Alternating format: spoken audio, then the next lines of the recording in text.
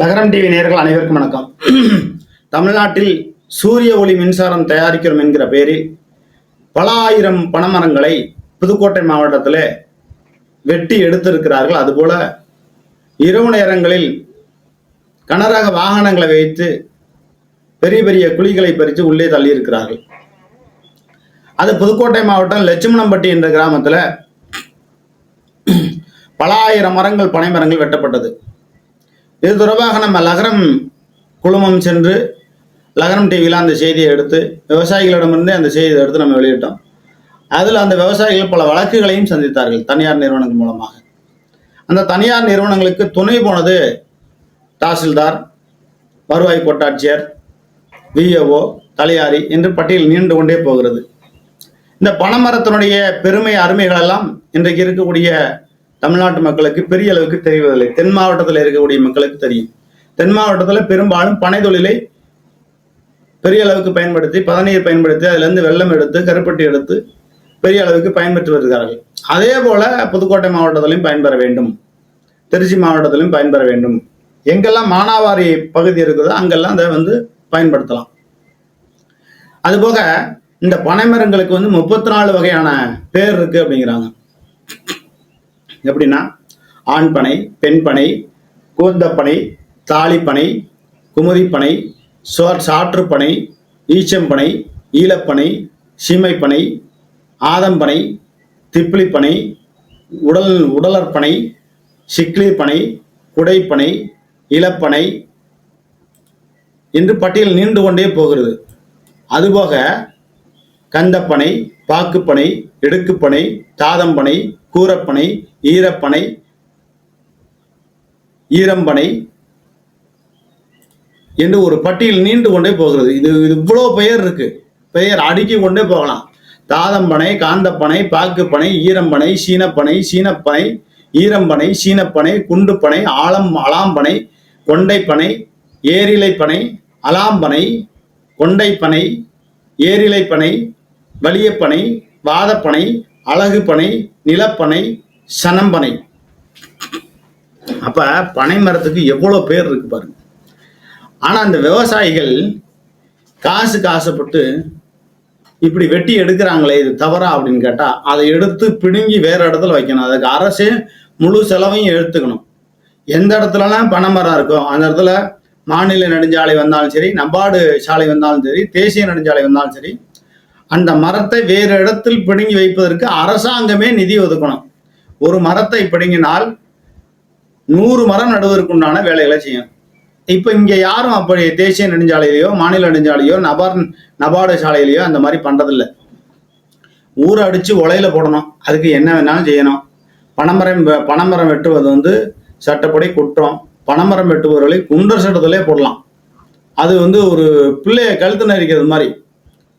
ஆக இந்த பனைமரத்தை வெட்டுவதை, அதுவும் புதைக்குழிக்குள்ள போட்டு புதைப்பதை லட்சுமணம்பட்டி கிராமத்தில் பெரிய அளவுக்கு செஞ்சுருக்காங்க.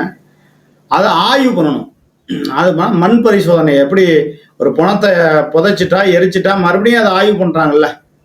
புதைச்சி 10 வருஷம் 20 வருஷம் ஆனாலும் மறுபடியும் ஆய்வு பண்ணுவாங்க. அந்த எலும்பு மக்கி போகாமல் இருக்கும், மனித எலும்பு.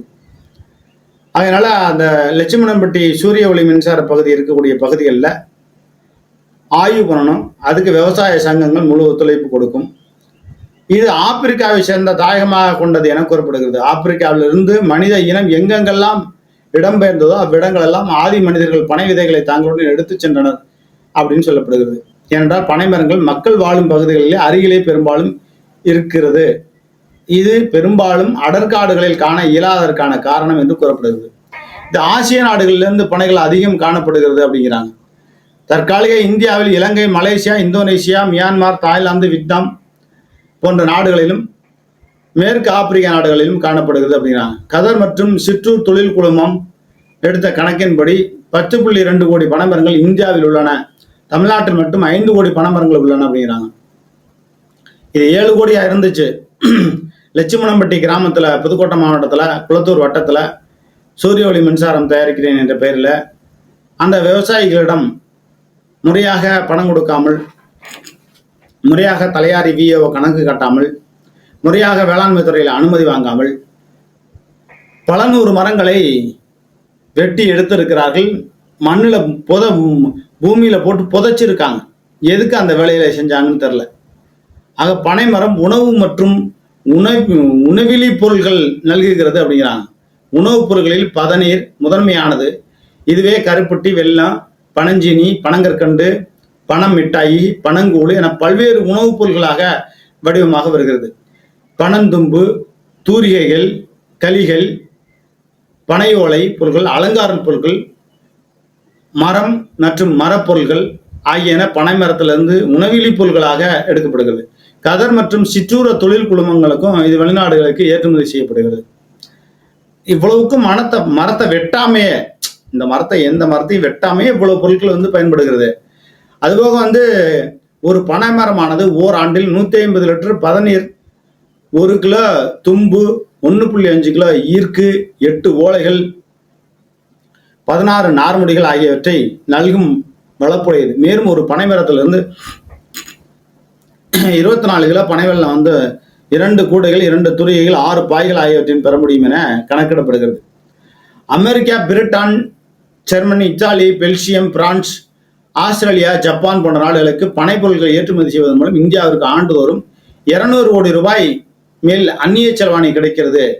உள்நாட்டிலே உணவிலி பனை பொருட்கள் பெரிதும் கோவா, கன்னியாகுமரி, பெல்லாரி ஆகிய இடங்களுக்கு விற்பனைகள் அனுப்பி வைக்கப்படுகிறது என்று கோவா முன்னிலையில் இருக்கிறது அப்படிங்கிறாங்க. தமிழ்நாடு முன்னிலையில் வரணும். எப்படி முன்னிலையில் வரும்? புதுக்கோட்டை மாவட்டத்தில் குளத்தூர் வட்டத்தில் லட்சுமணம்பட்டிங்கிற கிராமத்தில் ஆயிரக்கணக்கான மரங்கள் திருட்டுத்தனமாக வெட்டி புதக்குழிகளை போட்டு புதைச்சிருக்காங்க, எரிச்சிருக்காங்க. கொடுமை இதெல்லாம். எவ்வளோ பெரிய கொடுமை! இந்த கொடுமைக்கு தான் வருவாய்த்துறைக்கு 10 கோடி ரூபா கமிஷன் போனதா சொல்றாங்க. அப்போ தேசிய மரத்தை வெட்டியதற்கு கிட்டத்தட்ட ஒரு 500-600 மரத்தை வெட்டி புதக்குழியில போட்டு புதைச்சி எரிச்சு பிணங்களை எரிச்சதுக்கு சமமா பண்ணியிருக்காங்க புதுக்கோட்டை மாவட்டத்தில் குளத்தூர் வட்டத்தில் இப்போ ஒரு 2 ஆண்டுகளுக்கு முன்பாக. விவசாயம், கைத்தறிகள் அடுத்தபடியாக பேரளவு வேலை வாய்ப்பினை கொண்டதாக பனைத்தொழில் விளங்குகிறது. 1985-86 ஆண்டில் தேசிய அளவில் 6.94 லட்சம் வேலை வாய்ப்பினை, தமிழ்நாட்டு அளவில் 5.87 லட்சம் வேலை வாய்ப்பினை பனைத்தொழில் வழங்கி இருக்கிறது. இதில் பனை தொழிலாளர்கள், வெள்ளம் காய்ச்சும் பெண்கள், தும்பு கைவினைஞர்கள், வியாபாரிகள் ஆகியோர் அடங்குவார்கள். இவர்கள் இளமரங்கள் நீங்களாக பனையேற தகுந்த எல்லா மரங்களையும் பயன்படுத்தினால் தமிழகத்திற்கு மட்டுமல்ல மேலும் 10 லட்சம் பேருக்கு வேலை வாய்ப்பினை தொழில் வழங்கும் அப்படிங்கிறாங்க. எவ்வளவு பெரிய ஒரு மகத்துவம் வாய்ந்ததாக இந்த பனைமரம் இருக்கு அப்படிங்கிறத நம்ம பார்க்கணும். ஆனால் இந்த பனைமரம் வெட்டுவதை அதிகாரிகள் வேடிக்கை பார்க்கிறார்கள், வருவாய்த்துறை வேடிக்கை பார்க்கிறது, வேளாண்மை துறை வேடிக்கை பார்க்கிறது. புதுக்கோட்டையில் இருக்கக்கூடிய வேளாண்மை துறை சங்கரலட்சுமி பனைமரம் வெட்டுவதை எத்தனை பேர் தடுக்கிறதுக்கு முயற்சி பண்ணியிருக்காங்க, அதிகாரிகள் எத்தனை பேர் முயற்சி பண்ணியிருக்காங்க, இந்த லட்சுமணம்பட்டி கிராமத்துக்கு எத்தனை அதிகாரிகள், வேளாண்மை துறை அதிகாரி போய் இந்த பனைமரம் வெட்டப்பட்டதோ ஐயோ கொடுமை நடந்திருக்கிறதே அப்படின்னு போய் எத்தனை பேர் நீங்க நடவடிக்கை எடுக்க போயிருக்கீங்க? பனங்கருக்குகள், பனமேரிகளுக்கு மிகுந்த ஊர் விளைவிப்பு கூர்மையான அந்த முட்கள் கொண்ட அமைப்புகள் அவ்வேளை பனைமேரி இன்னல்கள் தருகிறது. பனை ஏறும்போது, அந்த பனைமரம் ஏறும்போது அந்த முள்ளு மாதிரி இருக்கும் பாருங்க. இன்னும் சொல்ல போனா கிராமத்துல சண்டை நடந்தா அந்த பனைமட்டை எடுத்துதான் புட்டுச்சு முதுகுலாம் போட்டுவாங்க. அதெல்லாம் புண்ணு ஆறவே ஆறாது அவ்வளவு சீக்கிரம். ஆக பனையேற்றம் என்பது, பனையேறுதல் என்பது பருவகால தொழில். ஏப்ரல் முதல் ஆகஸ்ட் மாதம் வரை ராமநாதபுரம், தூத்துக்குடி, நெல்லை மாவட்டங்களில் பெரிய அளவுக்கு பல ஆயிரம் மக்கள் பிழைத்துக் கொள்கிறார்கள். கன்னியாகுமரி மாவட்டத்தில் ஏப்ரல் முதல் அக்டோபர் வரை சேலம், தருமபுரி மாவட்டங்களில் பனையேற்றம் நிகழும். இது பெரும் பருவகால தொழிலாக இருப்பதால் இம்மாவட்டங்களில் வேலை தேடி இடம்பெயர்பவர்களுக்கு நிகழ்கிறது அப்படிங்கிறாங்க. பனையேற்றம் என்பது பரமேறுதல், பூ பக்குவம், அறிதல், சாறு சேகரித்தல் என பல்வேறு திறன்கள் உள்ளடக்கிய தொழிலாகும். மரமேற நெஞ்சப்பட்டை, இடைவார், தலையணை ஆகிய பயன்படுத்துகின்றன. இது தொழில் புரியும் போது மரத்தின் சொரசொரப்பான பகுதியில் உடல் உராயும் போது ஏற்படும் சிராய்வு ஏற்பட்டு உடல் பொலிவிழக்கிறது. மரம் ஏறுதலின் இடையறையும் துன்பத்தையும் களைய இயந்திரங்கள், சாதனங்கள் எதுவும் இல்லை. ஒரு மரம் சராசரி 36 முதல் 42 மீட்டர் வரை உயரமுடையது. எனவே ஒரு நாளைக்கு 2 முறை 30 முதல் 40 மரங்கள் ஏறுதல் என்பது பெரும் இடர் மிகுந்தது. எனவே மிகுந்த அனுபவசாலிகள் மட்டுமே இந்த பனை மரத்தில் ஏற முடியும். தென்னை மரத்தில் யாரு வேணாலும் ஏறிடலாம். ஆனா பனைமரம் ஏறுறதுங்கிறது சாதாரண விஷயம் கிடையாது. 80 விழுக்காட்டிற்கும் அதிகமாக பனை தொழிலாளர்கள் வறுமை கோட்டுக்கு கீழ்தான் வாழ்கிறார்கள். இது ஒரு ஆய்வு சொல்லுது. எப்படி ஆய்வு சொல்லுது? இப்ப ராமநாதபுரம் மாவட்டங்கள்ல, கன்னியாகுமரி மாவட்டங்கள்ல இருக்கக்கூடிய பனைமரம் போல புதுக்கோட்டை மாவட்டத்தில் ஏன் இல்லை? நம்ம ஒரு மாவட்டத்தை சொல்றோம், திருச்சி மாவட்டத்துல இந்த மாதிரி பனைமரங்கள் இல்லை. பனைமரங்கள் இருக்கிற இடத்துல தான் வெட்டி புதைச்சரிங்களே. சூரிய ஒளி மின்சாரம், அந்த மின்சாரம். சொந்த இடத்துல நீ மரம் இருந்தாவே வெட்ட முடியாது. தேக்குக்கு எப்படி விஓ ஓட்ட தலையாரிட்ட அனுமதி வாங்குற? என்ன காரணம்? எதற்காக வெட்டுற? ஒரு மனம் வெற்றியா? 100-300 கண் வை, இல்லைன்னா வெட்டாத. நீ சொந்த இடத்துல இருந்தாலும் அதுதான் சட்டம். அது குண்டர் சட்டத்திலே போடலாம். சட்டங்கள் கடுமையாக்கப்படும். பனை தொழிலாளர்கள் நிலை ரொம்ப மோசமா இருக்கு. 80 விழுக்காட்டிற்கும் அதிகமான பனை தொழிலாளர்கள் வறுமை கோட்டிற்கு கீழ்தான் வாழ்கிறார்கள். ஒரு பனை தொழிலாளர்கள் நாள்தோறும் 10 முதல் 15 மணி நேரம் வேலை மேற்கொள்ளும் போது 15 ரூபாய் வரை சம்பாதிக்கிறார்கள்னு முன்னாடி காலகட்டத்தில் சொன்னாங்க. ஆனா இப்பெல்லாம் அப்படி கிடையாது. 10 மரம் ஏறினாவே குறைஞ்சபட்சம் ஒரு 1000 ரூபாய் வருமானம் கிடைக்கிற அளவுக்கு இருக்கு. ஏன்னா பனை தொழிலாளர்களுக்கு எத்தனை பனைமரங்கள் ஏறுகிறார்கள் என்பதை, அந்த குடும்பத்தில் எத்தனை உழைப்பாளர்கள் இருக்கின்றனர் என்பதை கண்டறிய அவர்கள் முதுகிலே கைகளிலே காயங்கள் இருப்பதை வைத்தே தெரிந்து கொள்ள முடியும். ஏன்னா ஒரு பனைமரம் ஏறிட்டு இறங்கிட்டா அந்த இடத்துல காயம் இருக்கும். அதுக்கான இயந்திரங்கள்லாம் பெரிய அளவுக்கு இல்லை.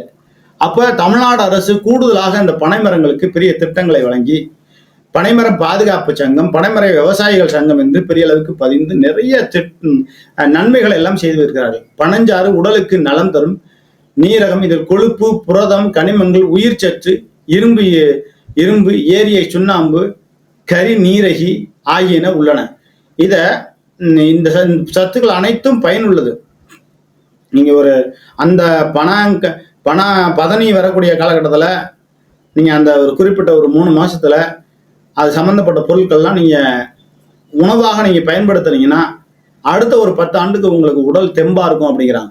இது எலும்புரிக்கு நோயை குணப்படுத்தும் தன்மையுடையது. இதுதான் முக்கியம். எலும்புரிக்கு நோயை குணப்படுத்தக்கூடிய தன்மை உள்ளதுங்கிறாங்க. ஈரல் நோய்க்கு ஏற்ற மருந்து வந்து கருதப்படுகிறது. 25% குறையாத பதநீர் நேரடியாக நுகரப்படுகிறது. மீதம் உள்ளவை வெள்ளம் தயாரிக்கப்படுகின்றன. உற்பத்தி செய்யப்பட்ட வெள்ளத்தின் பெரும்பகுதி உள்ளூரிலேயே விற்கப்படுகிறது அப்படிங்கிறாங்க. பெரும்பாலும் உள்ளூர்ல வித்துறாங்க. அப்ப அவசர பண தேவை, சந்தை விலையை அறியாமல் சந்தைக்கு கொண்டு செல்ல நேரமின்மை ஆகியவற்றின் காரணமாக இடைத்தரர்களின் சுரண்டலுக்கு ஆளாகிறது இந்த பணத்தொழில் அப்படிங்கிறாங்க. ஆக உணவிலே பனை பொருட்களை உற்பத்தி செய்தல், சந்தையிடல் ஆகியவற்றில் கூட சிக்கல்கள் உள்ளன அப்படிங்கிறாங்க. போதிய முதலீடின்மை, தொழிலாளர்கள் எண்ணிக்கை குறைவு ஆகியன பெரும் சிக்கல் என கூறப்படுகிறது. ஏன்னா எவ்வாறாயினும் பனைத்தொழில் பெருமளவு வேலை வாய்ப்பினை, உணவு மற்றும் உணவுப் பொருட்கள் உள்நாட்டிலும் வெளிநாடுகளிலும் தேவை இருத்தல், வெளிநடை மடை பணங்கற்கண்டு கொண்ட புதிய பொருட்கள் உற்பத்தி செய்தல் மூலம் முன்னை சிக்கல்கள் வினை வலிமையோடு எதிர்கொள்ள முடியும் என்பதை மார்த்தாண்டல் உள்ள பனைத்தொழிலாளர்கள் மேம்பாட்டு சங்கம் போன்றவைகள் இதை பயன்படுத்தப்படுகிறது. இதுல என்ன ஒரு விஷயம்னா, எப்படி கூட்டுறவு சங்கம் விவசாயிகளுக்கு பனைமரம் கூட்டுறவு சங்கம்னு ஒன்று வைக்கணும். அங்க கொண்டு வந்து பதநீர் பொருட்கள் எல்லாம் அரசே மானியமாக எடுத்துக்கொண்டு அதனை விற்பனை செய்ய வேண்டும். பனைமரம் தொழில், பனைமரம் சார்ந்து வருடத்திற்கு ஒரு 1500 கோடி ரூபாய் வருமானத்தை ஈட்டலாம், குறைந்தபட்சம் நான் சொல்றது. ஆக தமிழ்நாடு அரசு முக்கியமாக பனைமரங்களை வெட்டக்கூடியவர்களை தேடி பிடித்து ஒரு 5 ஆண்டு காலம் சிறையில் அடைக்கணும். குண்டர் சட்டத்தில் எப்படி போக்சோ சட்டம் கொண்டு வரீங்க? இளம் பெண்களை அல்லது ஒரு பெண்ணை பாலியல் ரீதியாக கட்டாயப்படுத்தி வல்லுணர்வு கொள்ளுதல் போன்ற விஷயங்களில் ஈடுபடுகிறவங்களுக்கு கடுமையான தண்டனை கொடுக்கப்படுகிறதல்ல நீதிமன்றத்தில். அதுபோல பனைமரத்தை வெட்டினவங்களுக்கு நேரடியாக போலீஸ் ஸ்டேஷனில் நேரடியாக கோர்ட்டில் கொண்டு நிப்பாட்டிடணும். நிப்பாட்டு உடனடியாக தண்டனை வழங்கணும். ஆதாரங்களோடு இருந்துச்சுன்னா உடனடியாக தண்டனை வழங்கி, ஏன்னா புதுக்கோட்டை மாவட்டத்தில் மேலும் பனைமரங்களை கூடுதலாக வளர்ப்பதற்குண்டான வேலைகளை செய்யணும் அப்படின்னு சொல்லி இந்த செய்தியின் வாயிலாக கேட்டுக்கொள்கிறோம். பனைமரங்களை வெட்டுவது தேசிய குற்றம். பனைமரங்களை வெட்டுவதோ, புதைத்ததோ, எரித்ததோ அது போன்ற சம்பவங்களை புதுக்கோட்டை மாவட்டம் குளத்தூர் வட்டம் லட்சுமணம்பட்டியில் கிராமத்தில் செய்த அந்த கிராமம் முழுவதும் முழு ஆய்வுகளை மேற்கொள்ளணும். பூமியை எந்தெந்த பகுதி, அந்த பகுதி விவசாயிகள்கிட்ட போய் கட்டாயம் சொல்லுவாங்க, எந்தெந்த பகுதியில் பூமியில நோண்டி உள்ள போட்டு போச்சாங்க, எரிச்சாங்க அப்படிங்கிற கொண்டு பல்வேறு விஷயங்களை சொல்லுவாங்க. புதுக்கோட்டை மாவட்டம் குளத்தூர் வட்டம் லட்சுமணம்பட்டி கிராமத்தில் இருக்கக்கூடிய பெரும்பாலான விவசாய சங்கத்தை சார்ந்தவர்கள்ட்ட கேட்டால் சொல்லுவாங்க. அதை ஆய்வு பண்ணுங்க. பனைமரத்தை வெட்டுதல் பெருங்குற்றம், பனைமரத்தை எரித்தல் பெருங்குற்றம். ஒரு பனைமரத்தை நீங்க அறுத்து நீங்க வீட்டு வேலைக்கோ தேவைக்கோ ஏதோ பயன்படுத்துறீங்கன்னா 100 பனை கன்றுகள் அங்க நடணும். அதுபோக இந்த பனைமர தொழிலாளர்கள் ரொம்ப கஷ்டப்படுறாங்க, அவங்களுக்கு மானிய திட்டங்கள் கொடுக்கணும். அதுபோல மரங்கள் அறுவைக்கு கொண்டு போறாங்கல்ல, அவங்க திருட்டுத்தனமா மரத்தை வெட்டுவதற்கு ஏற்பாடு செய்து லாரியா எடுத்து கொண்டு போறாங்க. அதெல்லாம் பெரிய குற்றம். பெருங்குற்றத்தை செய்கிற இது போல அறுவை மர அறுவை வச்சிருக்கக்கூடிய அந்த ஃபேக்டரி வச்சிருக்கிறவங்கலாம் பனை மரத்தை திருட்டுத்தனமா வெட்டி எடுத்துட்டு போறதுக்கு லோக்கல் போலீஸ் ஸ்டேஷனு, அப்புறம் வேளாண்மை துறை அதிகாரிகள், வருவாய்த்துறை அதிகாரிகள் இவர்களெல்லாம் சரி கட்டி கொண்டு போறாங்க. இதனை புதுக்கோட்டை மாவட்ட ஆட்சியர் ஒரு தனி குழு வைத்து ஆய்வு பண்ணணும் அப்படிங்கிறது அந்த செய்தி நாயகத்தை தெரிவித்துக் கொள்வோம். தொடர்ந்து இது போல வேளாண்மை செய்திகளையும் விவசாயிகளுக்கு ஆதரவாகவும், பனை மரத்திற்கு ஆதரவாகவும், தென்னை மரத்திற்கு ஆதரவாகவும் தொடர்ந்து நம்ம பேசுவோம். நன்றி, வணக்கம்.